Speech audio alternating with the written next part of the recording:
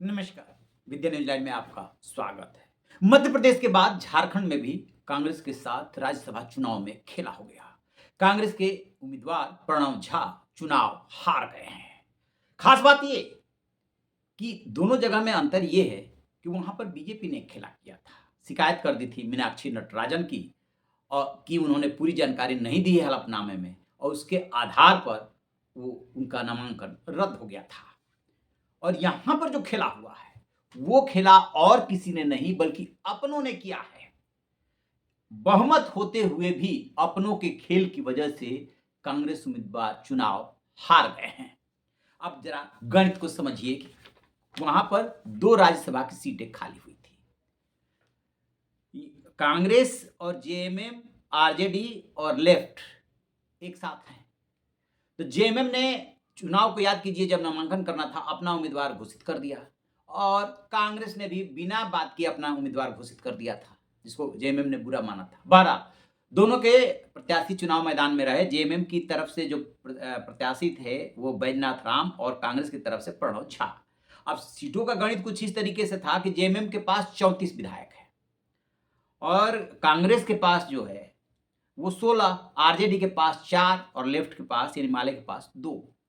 28 vote चाहिए था एक कैंडिडेट को जिताने के लिए। उस लिहाज से देखेंगे तो जेएमएम और कांग्रेस दोनों के कैंडिडेट जीत रहे थे, लेकिन उसके लिए स्ट्रेटजी की जरूरत थी, क्योंकि एक वोट भी इधर से उधर गया तो एक कैंडिडेट चुनाव हार जाता है। और यहीं पर कांग्रेस मात खा गई। पहला मत कहां खाई कि जो जेएमएम के पास 34 वोट थे उसमें से उसने अपने उम्मीदवार बैजनाथ राम को 30 वोट दिलवाए। कैसे दिलवाया जाता है? पहले ही विधायकों को बता दिया जाता है कि आपको इस कैंडिडेट को प्रथम वरीयता का वोट देना है।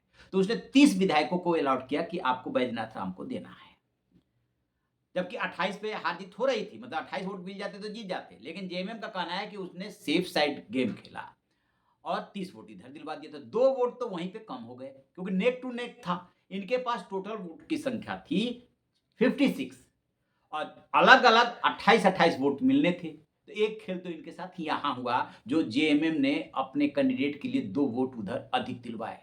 बैजनाथ राम को 30 वोट मिले हैं। 4 वोट जो उसके बचे उसने कांग्रेस को ट्रांसफर किया।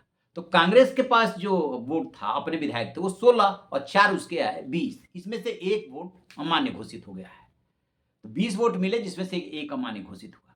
अब आरजेडी के 4 और माले के जो 2 विधायक थे उनको वोट देना था। यदि वो वोट देते तो फिर मुकाबला ये कैंडिडेट निकलता, फिर उसमें सेकंड वरीयता देखा जाता। लेकिन यहां पे हो गई क्रॉस वोटिंग। क्रॉस वोटिंग में बताया जा रहा है कि आरजेडी और माले के विधायकों ने जो वोट दे दिया, निर्दलीय विधायक थे, निर्दलीय प्रत्याशी थे परिमल नाथवाणी, जिसको कि एनडीए ने समर्थन दिया था, बीजेपी ने समर्थन दिया था। अब किसके भरोसे बीजेपी ने समर्थन दिया था कि बीजेपी के अपने वोट थे 21 और जेडीयू, लोजपा और आजसू के एक-एक वोट थे। यानी कि 21 और 3 इनके वोट हो रहे थे 24। तो इनको घट रहे थे वोट कुल 4। अब 4 वोट जो है उसकी भरपाई कहां से हो जाती है?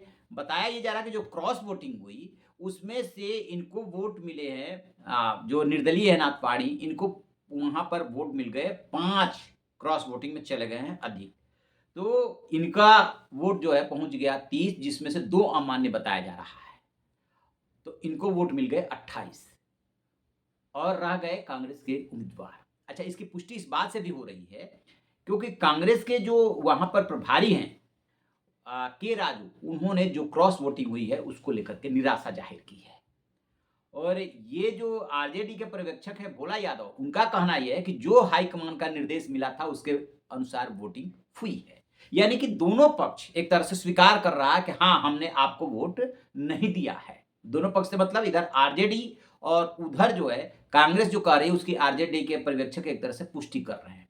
अब इसके पीछे खेल कहां छिपा है? खेल छिपा है कि अभी 2-3 महीना पहले, मार्च अप्रैल की बात है, चुनाव हुआ था राज्यसभा का बिहार में, और वहां पर आरजेडी ने अमरेंद्रधारी सिंह को चुनाव मैदान में उतारा था। वहां पर भी लगभग यही स्थिति थी कि यदि एक भी विधायक मिस करेगा तो फिर आरजेडी का कैंडिडेट रह जाएगा। हुआ यही जो यहां पे हुआ है। बस यहाँ पर क्रॉस वोटिंग हुई है और बिहार में जो है 3 कांग्रेस के विधायकों ने अब विधायक हो गए अनुपस्थित और एक आरजेडी का हो गया। तो आरजेडी को ये लगा कि ये जानबूझ करके सब कुछ किया गया है, लिहाजा उसका माना जा रहा है कि आरजेडी यानी कि तेजस्वी यादव और लालू यादव ने बिहार का बदला लिया है झारखंड में।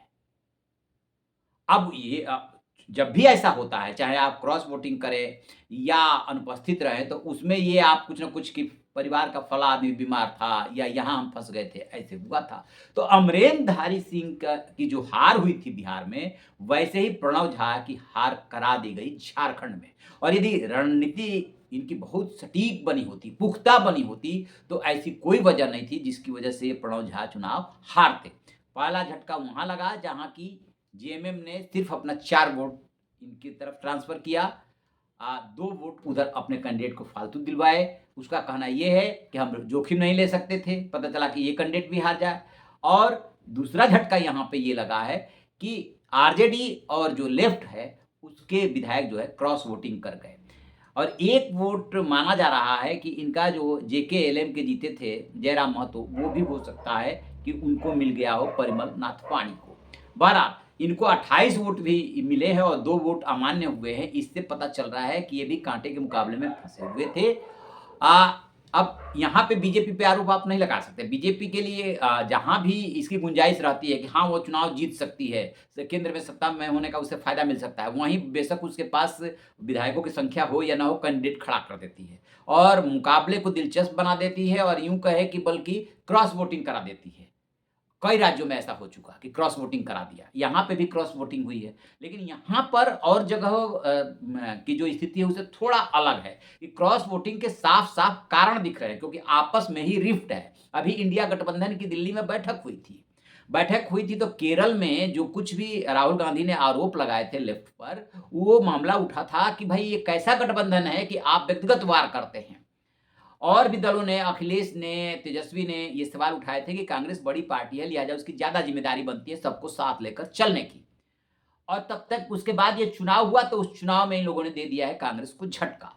स्वाभाविक सी बात है कि कांग्रेस में इस बात को लेकर के रोष है। फिर ये इस गठबंधन का कोई मतलब नहीं हुआ ना। देखिए, संघर्ष करके आप हारते हैं, पूरी मजबूती से चुनाव लड़ते हैं, उतना अफसोस नहीं होता है कि हम मजबूती से चुनाव लड़े, 1 या 2 वोट से हार गए। यहाँ पे तो संघर्ष दिख ही नहीं रहा है, रणनीति का और धोखेबाजी का साफ-साफ यहाँ पे समीकरण दिख रहा है कि आरजेडी और लेफ्ट ने आपका साथ नहीं दिया है। अब देखते हैं कि इसके बाद कांग्रेस क्या करती है।